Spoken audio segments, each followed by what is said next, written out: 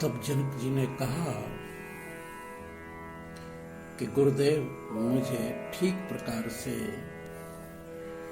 और ये समझाओ कि बंधन सच्चा है अथवा झूठा। तो फिर अष्टावक्र जी कहते हैं कि आत्मा साक्षी विभुः पूर्ण एको मुक्त चित अक्रिय असंग निष्प्रह शांत भ्रमात संसार वानयि। हे जनक, आत्मा साक्षी है, व्यापक है, पूर्ण है, एक है, मुक्त है और चैतन्य स्वरूप है। क्रिया रहित है, संग रहित है, इच्छा रहित है, शांत है, किंतु भ्रम के कारण आत्मा ही संसार वाला भासता है। अष्टावक्र जी कहते हैं कि हे राजन, बंध और मोक्ष दोनों अवास्तविक हैं, मिथ्या हैं और केवल अपने स्वरूप की अज्ञानता से देहादिकों में अभिमान करके जीव अपने को बंधाए मान करके और मुक्त होने की इच्छा करता है। वास्तव में न उसमें बंधन है और न मोक्ष है। जीव का जो स्वरूप है वह एक अद्वितीय चैतन्य है, उसमें न बंधन है न मोक्ष है। वह एक है, पूर्ण है, मुक्त है, असंग है, निष्प्रह है और शांत है। भ्रम से वह संसार वाला मालूम पड़ता है। जब मनुष्य को अपने स्वरूप का बोध नहीं होता, सहज स्वरूप को भूल जाता है और देह को ही मैं करने लगता है, तभी ये संसारी रूप में भासता है। वास्तव में उसमें संसार तीनों कालों में नहीं है। इसमें एक दृष्टांत है। तो दृष्टांत ये दिया कि जैसे सीपी में चांदी का भास होता है, ऐसा मालूम पड़ता है कि ये चांदी है, लेकिन सीपे में चांदी नहीं होती। चांदी मिथ्या प्रतिभासित होती है और जिसको यथार्थ रूप से सीपी का ज्ञान होता है, उसे चांदी दिखाई देते हुए भी चांदी नहीं है। और जिसको सीपी का ज्ञान नहीं है, उसको उसमें चांदी भासमान होती है और उस चांदी को प्राप्त करने के लिए वो यत्न करता है। लेकिन जो जान चुका है कि सीपी है, केवल सीपी है, सीपी के अलावा कुछ नहीं है, तो फिर चांदी के लिए वो लालायित नहीं होता।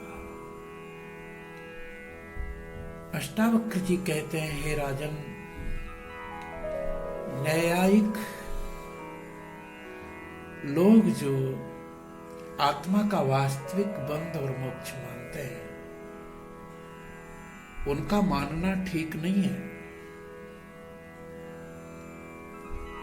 क्योंकि न्यायिक आदिकों का कथन सर्वयुक्ति और वेद से विरुद्ध है।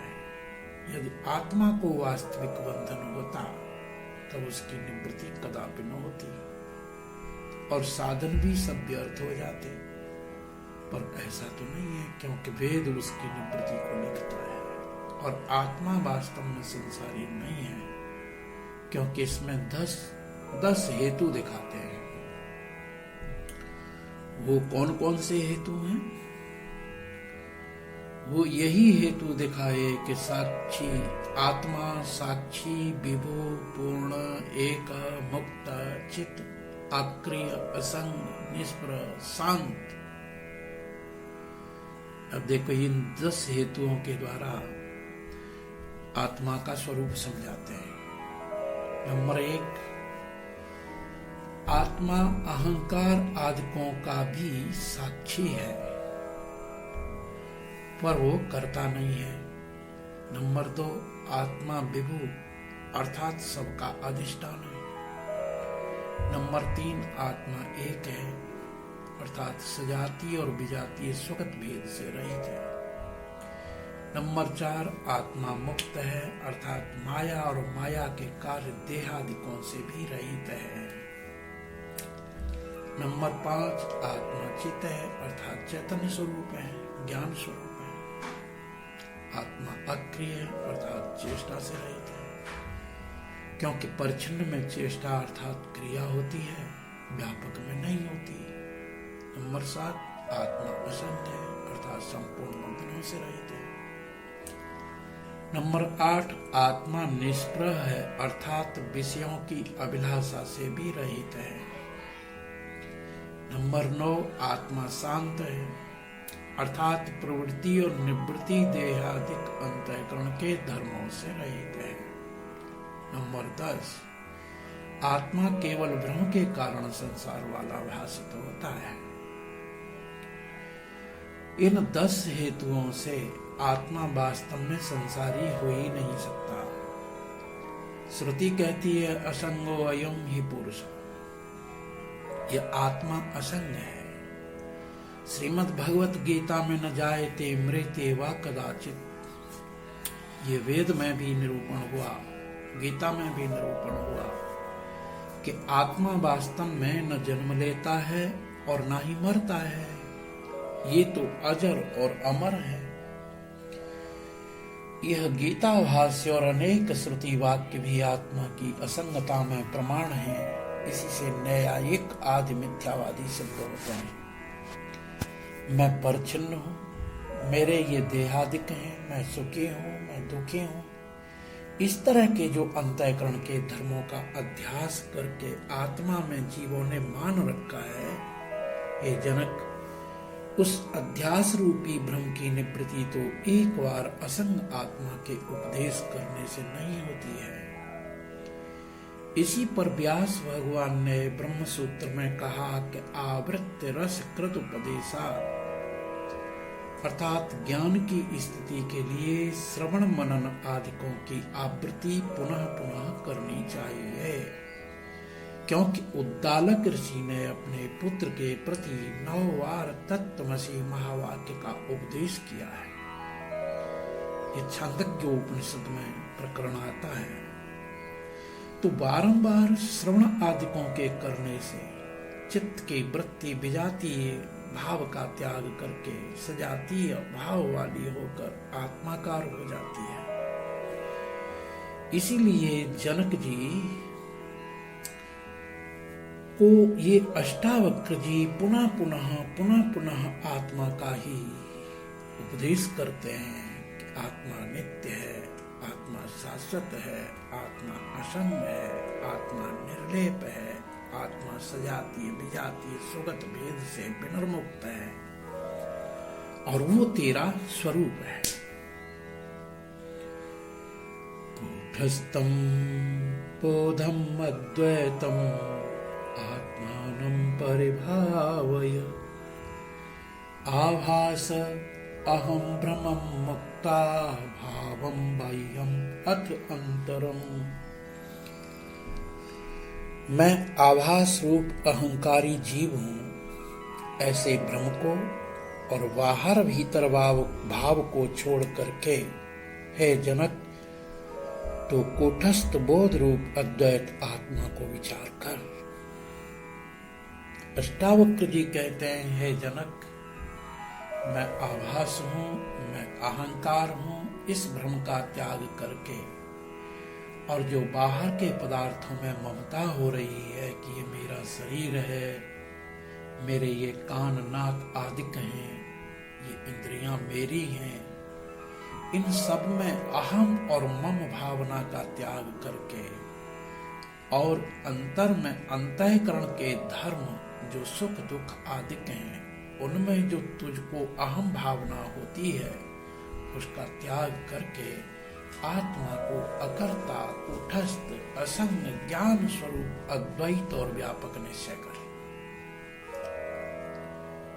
तब जनक जी प्रार्थना करते हैं कि हे गुरुदेव, अनादि काल का जो देहादिकों में अभिमान हो रहा है वो एक बार के उपदेश से दूर नहीं हो सकता। अतएव आप पुनः पुनः मेरे को उपदेश करिए ताकि श्रवण करके मेरा देहादिक अभिमान दूर हो जाए। इस प्रश्न को सुनकर अष्टावक्र जी फिर आत्मविद्या के उपदेश को करते हैं कि देहाभिमान पासेन चिरं बद्ध असि पुत्रक, बोध अहम ज्ञान खड्गेन तत्निष्कृत्य सुखी भव। अष्टावक्र जी कहते हैं, हे पुत्र जनक, देह के अभिमान रूपी पास से बहुत काल का बंधा हुआ तू है।